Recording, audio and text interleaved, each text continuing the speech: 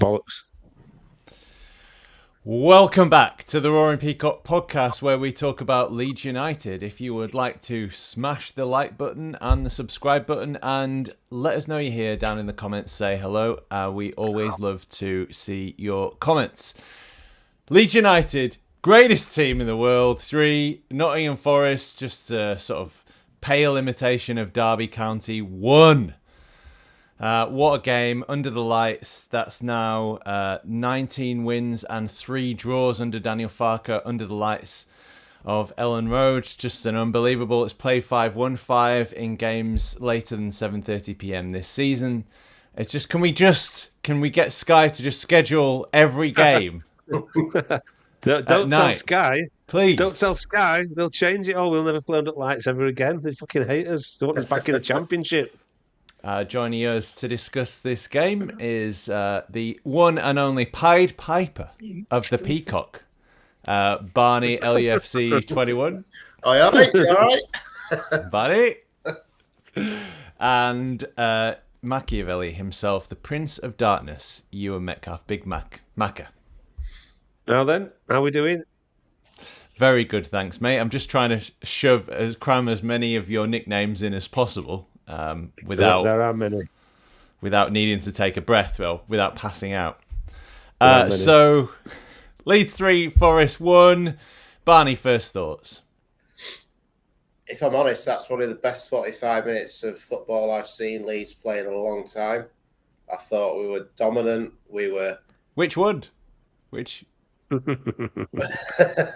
first 45 minutes. The first, okay. I thought we were dominant. I thought Forest just couldn't handle us. We were just brilliant all over. It was just a really, really enjoyable 45 minutes where it's like probably a high pressure point game, and we just managed to do it. And I said on Thursday, these are the sort of games that Farke loves, and he thrives in these games. And yet again, he's done it for us. Brilliant, absolutely fantastic. Macca, first thoughts? Yeah, we talked on Thursday, didn't we, about Farke, when he came with Norwich. It was a big game. Bielsa, everybody was lauding Bielsa and he outclassed him, didn't he? And he's sort of doing that for Leeds now. I mean, certainly that stat that you rolled out there is just remarkable. To not lose in 19 games, win, was it 15, 16, draw 3? Just remarkable. I mean, like you said, it'd just be great to play under the lights and with the crowd at it. I've always said to you, I'm not a big fan of. I don't like Friday nights necessarily. I'm not a big fan of Sunday afternoons. You watch the sort of Palace Brighton today, even the sort of Liverpool Man City game. It's a bit flat. That unless the game sparks it, the crowd's just not the same as a night game or a 3 o'clock on a Saturday. So Sky's got a lot to answer for. Game wise, I thought we were fantastic. I mean, you look at what we've done at Ellen Road this year, odd exception. Everton came out of the blocks really quick. Palace, last Friday night. That's how we have to play there. I don't think we've got the reward. Sometimes when we've played like that, when you sort of go at it for half an hour, foot hammer on, and you don't get a goal or two, then you've kind of got to change a little bit, haven't you? But when it goes in and they've got that momentum, it's so hard to stop when the crowd get behind the team like Palace. Very similar to Palace, I thought. There was just no way they were going to get back into the game. So I just thought it was a fantastic performance. I mean, going to come on to man of the match, but every player just turned up. I thought we were fantastic right across the pitch. Well-deserved win. We talked about this. I'd settle for Arsenal getting beat if we go and get 3 points against Forest, and they've done that. And I think Farke deserves some credit how he played it the week leading up to the game. Took all the pressure off. We spoke about it, and the lads performed, and they were fantastic and deserved the 3 points. Yeah, I think the biggest thing for me was just the reaction of the players, like losing sort of 4-0. You could sort of put it aside and forget about it. That's what he talked about, trying to do, sort of forget about it, move on quickly. But you still have to react. You still have to pick your heads up. I go back to that. It was the anniversary of the sacking of Jesse Marsh, and I think back to that team with Weston McKennie, Mark Rocker, Rasmus Christen. You had a team of players whose heads would drop, and they were getting battered week in, week out, and they didn't recover from it.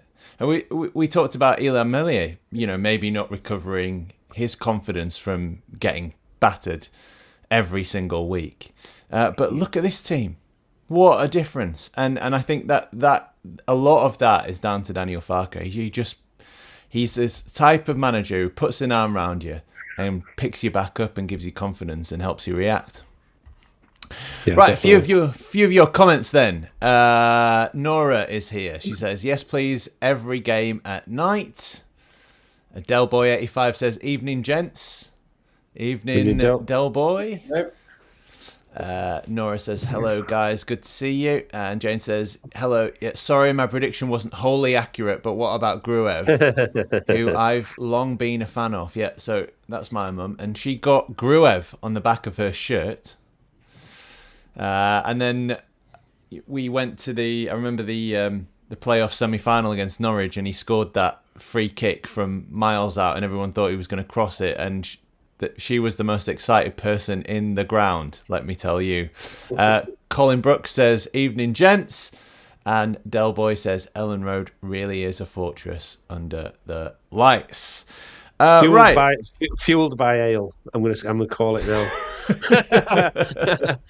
I do think as well, both Gruev's shots were supposed to be crosses or the other way around. So I thought his shot on Friday night, and Calvert-Lewin obviously chests it in, and I thought that was a pass against Norwich, and it went in. So I'm only joking. I just like to, yeah. I've never been a huge fan, but he was outstanding on Friday. Really good. Well, he's one of the stories of the game then, Ilya Gruev, and I think 98% pass accuracy.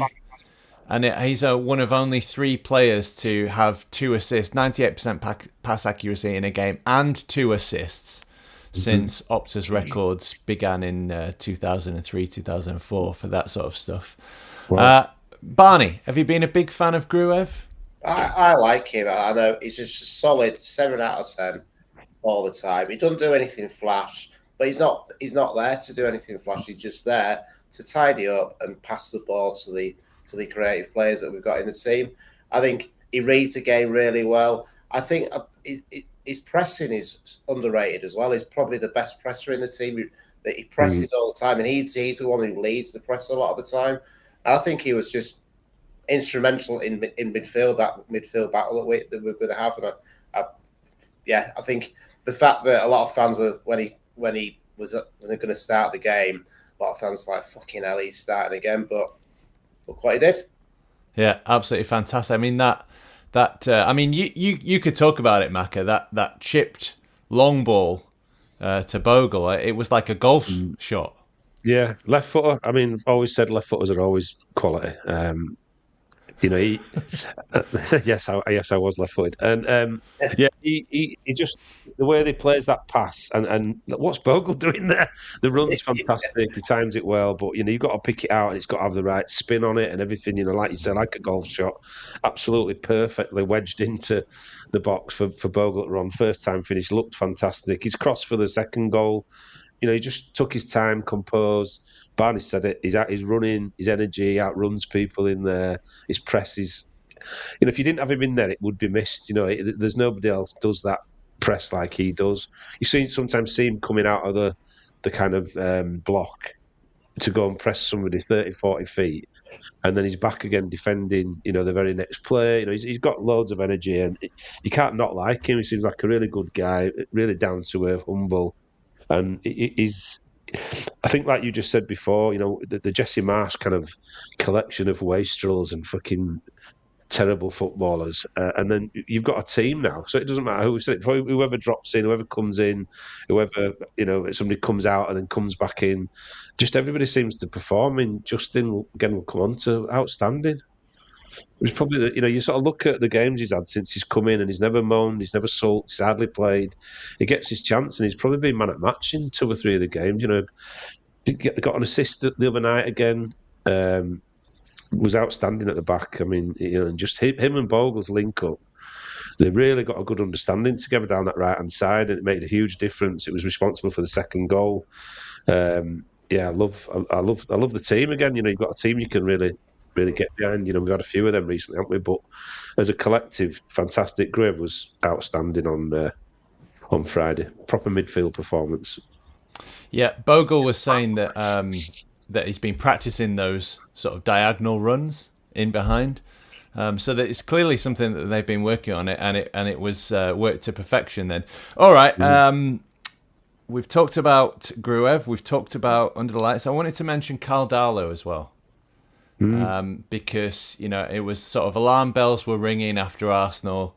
There was a few hours left of the transfer window, and we were thinking maybe you just bring in an unprecedented fifth goalkeeper. But what a reaction again! A couple of really great saves in that first half. Yeah, the save at 0-0, outstanding, and really quick. Doesn't see it, gets a really good hand to it. I thought he was pretty composed all night. He took the pressure off when he needed to. His distribution's a lot better than what we've got. And it's odd because, I sort of spoke about, when Perry's giving you the nightmares and putting the willies up you look at Ortega from Man City, who I spoke about. Well, he was in there the other day and he didn't look like anywhere near as good. It's amazing how good he looked for Man City when he had on the bench. 2 things to do all game. Well, no, he played a bit in the Cups, didn't he? And I thought he looked really good. But yeah. I think...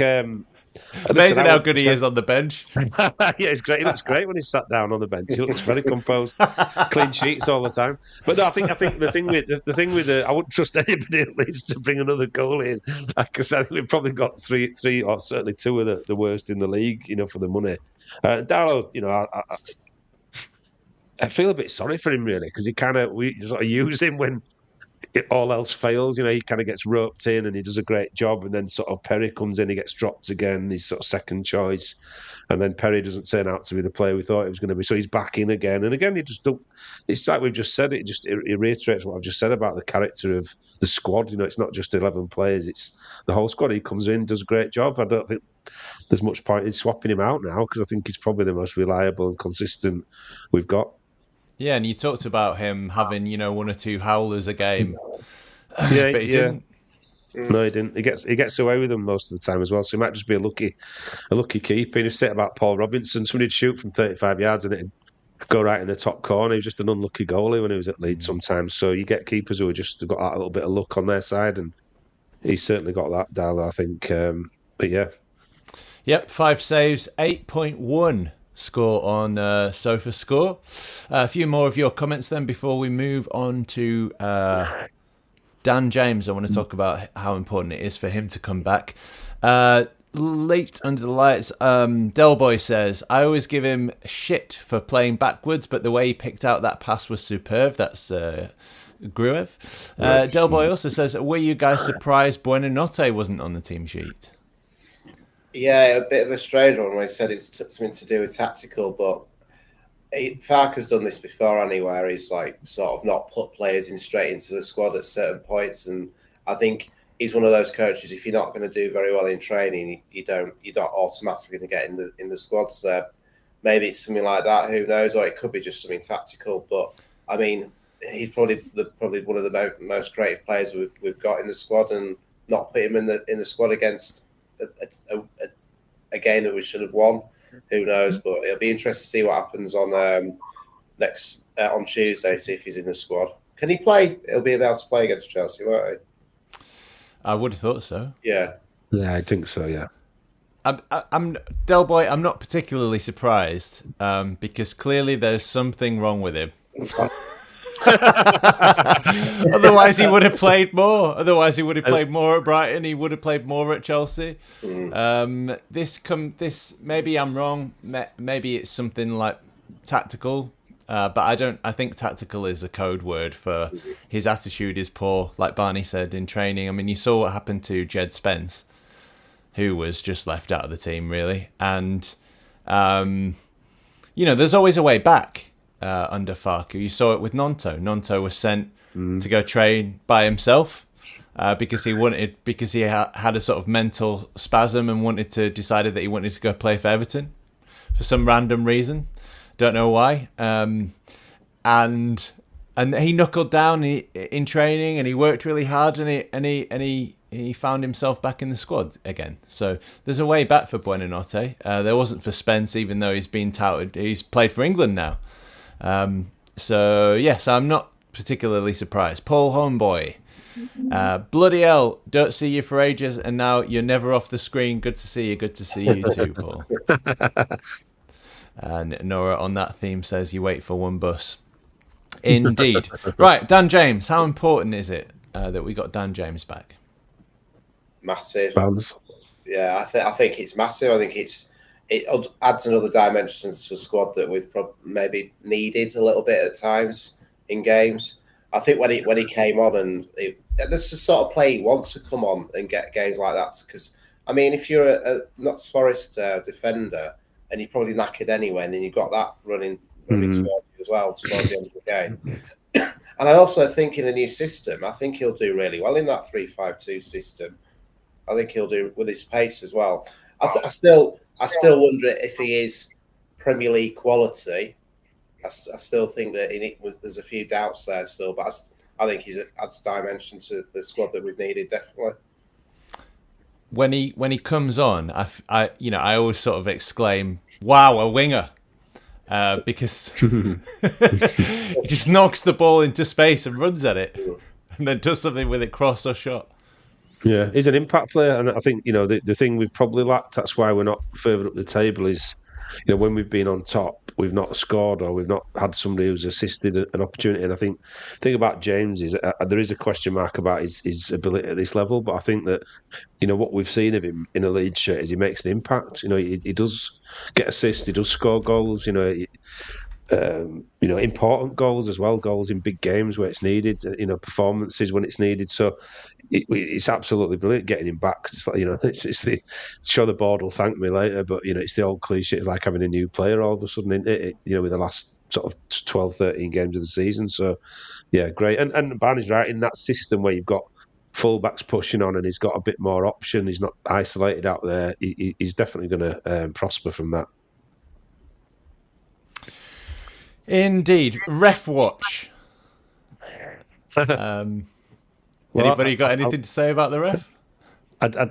They always say good ref, you don't notice them, do you? They they manage the game and direct it without you really noticing much about them. Quietly get on with the job. I'll tell you how bad the ref was. I must have called him a paedophile about 40 times, and it's not a word that I use lightly. It's not a word that I use lightly. It just looks like he looks like a fairly lightly. Well, it's not even it's definitely one of your top 20 favourite words. I don't know. He just wound me up because he just looks like a wrong 'un, and he looks like one of them. I don't know. He just looks like a wrong 'un. If it did come out, it was another coot. It wouldn't surprise me. Put it like that. And yeah, I was giving him loads, and I don't know what for though. I can't remember. I mean, I'd had a few drinks to be fair. I can't remember why, but I abused him a lot, so it can't be good. The previous comments reflect Ewan Metcalf's opinion, and not the opinion of the amazing Roaring Peacock. How many disclaimers are you going to make? You're going to disassociate myself with everything that Metcalf says.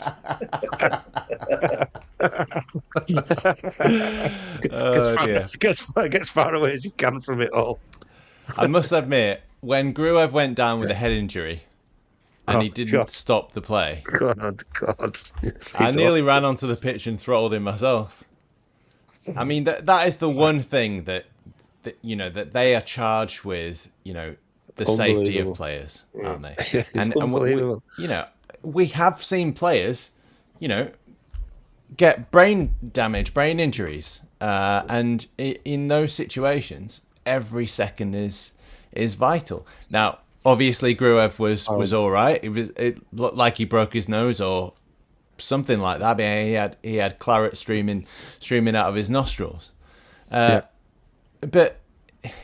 that's what it's there for. And when they've got the ball in their own half near their own goal, you can stop the play. You don't allow a counter attack. It was just there's 4 of them there on the pitch. Surely they're talking to each other. They've just got to I literally I have to stop talking about him because it'll just infuriate me. But yeah, he wasn't too bad, but that is an unforgivable error for me. It's always with me the inconsistency, you know, that you've got to manage your game consistently, and he was really inconsistent. I've seen a few like that this week. I mean, if you watch some of the games today, the number of players that go down holding their head or face when they haven't been touched, and the ref stops the play instantly. And then that was a clear head injury, and clearly, I think it was a foot to the head, boot to the head, which is really dangerous. Nothing, and lets them go on the counter attack as a result, with Leeds players appealing for him to stop the game. I mean, yeah, just poor, just weak, and his muggy little run as he's running off. Yeah, play on. It's like, what are you doing? He's got head injuries laid down in the box, like.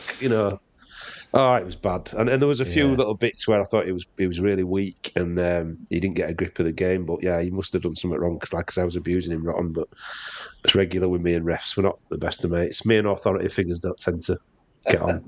No. Dav said, was the what was the ref's name? But it wasn't Jeffrey Epstein, as Dav said, has suggested. I'll tell you what, the algorithm on this YouTube channel now is going to be was Peter Banks. We might get more views. Brilliant. Adele Boy, a few of your comments before we move on to Magic Moments. C. Melia was up to his old tricks again for the under-21s, who have lost 3-0 away at Man City, I see. The under-21s. It was poor for every goal as well. He sort of saw the highlights, and he's got his big... Have you seen his big bushy head now? He's grown his hair out, and he looks a right tosser. I saw him... he was on some video buying some really shit clothes from somewhere. I can't think where it won out. It's an old Leeds shirt, wasn't it? No, it wasn't. It was some... Oh, I'll tell you where it was. He was in Perry Best's best shop in Leeds, and he had some flares on, and he was buying some vintage Carhartt stuff, probably that's really expensive and looked shit. And had big floppy hair, and I thought, oh, he's getting even... He looks like an even worse goalkeeper. Brilliant. Magic moment, Barnes. if that's possible. Magic moments. We do this every week. There's loads. I think for me, just Gruev, just like all the groaning before the game. Fucking Gruev started and looked what he did. Just magic moment where everyone's saying that he always passes backwards. One of the first things he does pass forward, and it's for an assist. So yeah, magic moment Gruev for me. Beautiful, Macca. I've got Calvert-Lewin's goal. Just improvise. It's one of them that makes you cool to yourself when he does it, because it's like not. Ooh. It's not. Yeah, cool. It's not one of those where he heads it in violently. Duff from above. Yeah. Just ooh, like it was just glorious. Like the way he improvised threw the keeper completely the wrong way. Just fantastic, and it makes you make those involuntary noises when we score a goal like that. I thought the other one, just quickly crowd-wise, I thought the crowd were brilliant. Was when was it Calvert-Lewin headed against the post and crossbar? Yeah, Leeds fans kind of crossbar. Leeds fans started cheering. The Forest fans were winding him up, going, "Hey, hey!" And then every goal that went in after that, Leeds fans were like, "Hey, hey!" when they were watching the replay on the telly, on the big screen. Hey! I thought that was quite good. Yeah, that was brilliant. Absolutely brilliant. For me, magic moment was then. Well, I can pick the second goal now. So we've had basically the first and then the third. So yeah, it's just Okafor. I think when you score 2 goals in quick succession in the near the sort of the start of the first, or the middle of the first half, it's such a vibe. It is such a vibe. You just think, yeah, we've got this, especially in a night game, and how much Okafor. Like, you can tell, I think that was probably his best game. Definitely, yeah. We'll get on to man of the match in a second, but he's a strong candidate, really. That was his, and you can tell how passionate he was. I mean, he's tried to murder the corner flag, and there's a great photo with Sebastian Bornau holding him back, and Joe Lynch sort of tweeted it saying, he's not worth leave it, leave it. No, he's not worth it because he's got flames in his eyes. I mean, he was well up for it last night. How do you do that though? Because I've seen games where there's no point in being on the pitch. He looks lethargic. He doesn't. So you've got to find a way that you get that Okafor out on the pitch because, he's different. He is a really good player when he's on it, and he's combative, and he's quick, and he makes decisions quickly, and he's strong running with the ball. He's aggressive, quick. He's got that sort of thing that we haven't got anywhere else on the pitch. But just I hate watching him when he's at, everything bounces off him, trap a bag of cement. He doesn't really run with the ball, looks to take the easy option all the time, just doesn't look interested. So I think getting a switched on Okafor's it's going to be another. We've seen it with Aronson and many players that he's made better. Getting him to be consistently at it would be a big coup for him as well and for Leeds. Right, just about time for man of the match, and then we'll do a quick prediction for Tuesday night. And Mackie, you can talk about it because you're off. So, man of the match then, Barnes. Gruev, obviously. Yeah. Yep. Any elaboration or? I've already waxed lyrical about Lax Ridicule. Laxed lyrical. Definitely. About Gruev anyway, so yeah. You have one of them. Rax Rickle. Yes. Wax Lyrical. Rax Lyrical. Sound like the guy who works in my Chinese takeaway, Barney, then. Wax Lyrical about it. You got chips at love? Oh dear. Gonna get shut down, aren't we? Yeah. Probably. Yeah. Definitely. Macca, man of the match. He hadn't done one of them for ages, though, one of his spoonerisms or whatever they are. Rax Lyrical. Rax Lyrical. Man at match. I'm going to go Justin. I think he plays really. Listen, it's really hard because I think I think you could make an argument for everybody, bar possibly Pascal. I don't want to dig him out too much, but I thought he was poor. But Goodmanson's energy, Bogle was great. All over the pitch performances, left, right, and centre. But wow, I think Justin's class. I mean, the link-up play with Bogle, the way he sort of took the shot, which he was unlucky with for the second goal, and then was composed enough to just pick Okafor out great. And I just think the way that he's been introduced to the team, you think about him as a young player, he was touted as being an England regular. Injuries have completely done for him. That, you could go one or two ways with that. And he's just pushing to be the best he can be, the best version of himself he can be. And I just think he's solid. And, you could play him at right back, left back, centre half. Everywhere he's gone, he's done a job. And I think that's what we need. Utility player. We've said it for years that, we don't feel like I just think he was cracking. He's been cracking every game he's come on. And I don't think I've ever given him man at match before, but I'm 100% that I'm going to give it to him because I thought he was really good. Yeah, and I'm going to give it to Noah Okafor for me. I just think that, that's what he's capable of when he turns up. And, one of the things that we've been missing is successful take-ons. He had 2 of 3 successful dribbles last night. But it was just his energy, his work rate, and a little bit of quality. Okay, he missed that big chance. It's never good when you spoon the ball into row Z from 3 yards, but we'll let him off, because he scored about 10 minutes later, so it was all irrelevant. What he brought was energy on and off the ball, and he brought that sort of aggression and that winning mentality, and that's exactly what we needed after Arsenal. But special mention to Caldalo, because what a reaction! I mean, if anybody's head could have dropped, it could have been him conceding 4 goals. But to sort of come back and make the saves that he did, those were crucial saves in that first half, because otherwise, if those goals go in, then they gain the momentum, and all of a sudden it's a very different game. So, well done to Leeds United and Leeds United fans, because we all deserved a man of the match for that game, apart from Strauch and Rodon. Oh dear. Right, Chelsea then. Ewan, talk about Chelsea because you're going there. Yes. Well, it's an old rivalry, isn't it? I think for many years we couldn't claim to be in the same division even, but certainly not at the same level football-wise or whatever. But certainly from historically, it's always been a big rivalry. I think going down to London, night games in London are pretty decent, good experience. Looking forward to it. So yeah, I'm down there for work, and there's me, my brother, there's a few of us actually going to meet up down there and have a few beers around West London and then head to Stamford Bridge. It's a long time since I've been there. It's a good pre-COVID. A long time, yeah, since I've been to Stamford Bridge. So I'm looking forward to it. Be a good experience. Hopefully we do get something, I think. I mean, they're playing much better under the new manager, Rossini, and I did think it was funny. I don't know if you saw it. When Farker controlled that ball on the touchline? Yeah. And the shot when he tried to do it the other day and he got it on his shin and it went about 30 yards up into the stand. They sort of showed the two in comparison. So yeah, hopefully that translates onto the pitch and Farker can do a job on him. But be a tough night, but I'm hoping we can get something, hopefully get a draw. Yeah. Barney, score prediction?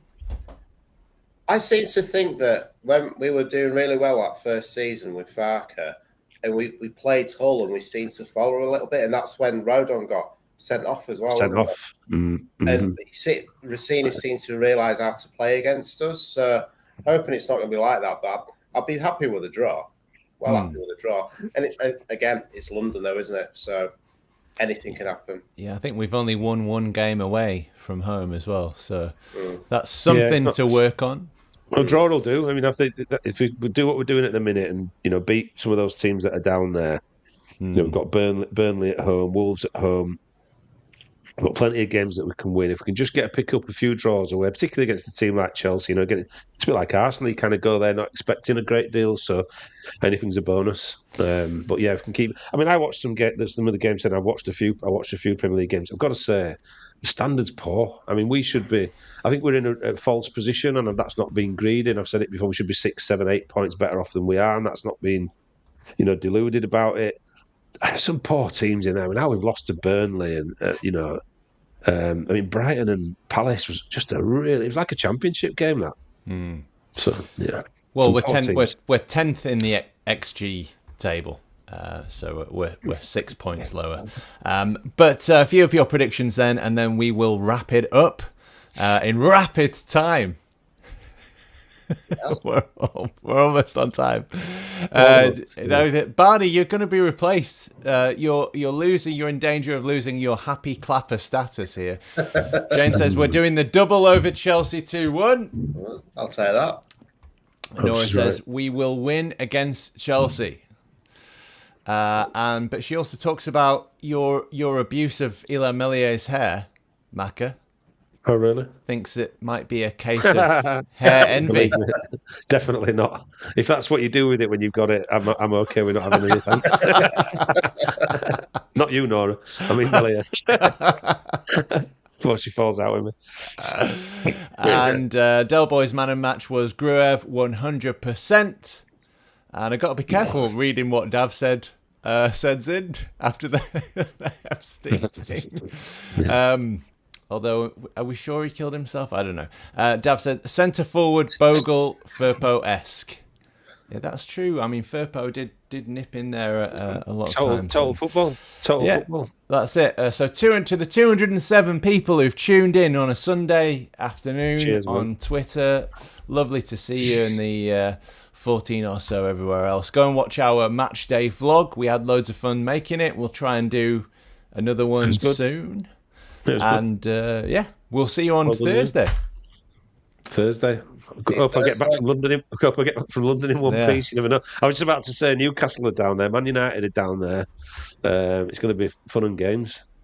So you're meeting up with is it the Headhunters? Is that what they're called? Yeah, they're back in the old days. Yeah, I won't be meeting with any of them. No, I'm having a quiet drink, poncing around West London, and yeah. That's what you say. I don't know. I'm getting say on the live stream. Are you not staying over? Well, not at the moment. We may do because it's an arse getting back, and we were going to jump on one of the coaches coming back. But you're getting home at 3 a.m. times and stuff. It's like, I sod that. I'd rather just get a quick train back, or I might stay and come back Wednesday morning. Delboy says, cheers, lads. Colin says, great show as ever. And Nora says, glad to have you back. Thank you so much. We'll see you on Thursday. Come on,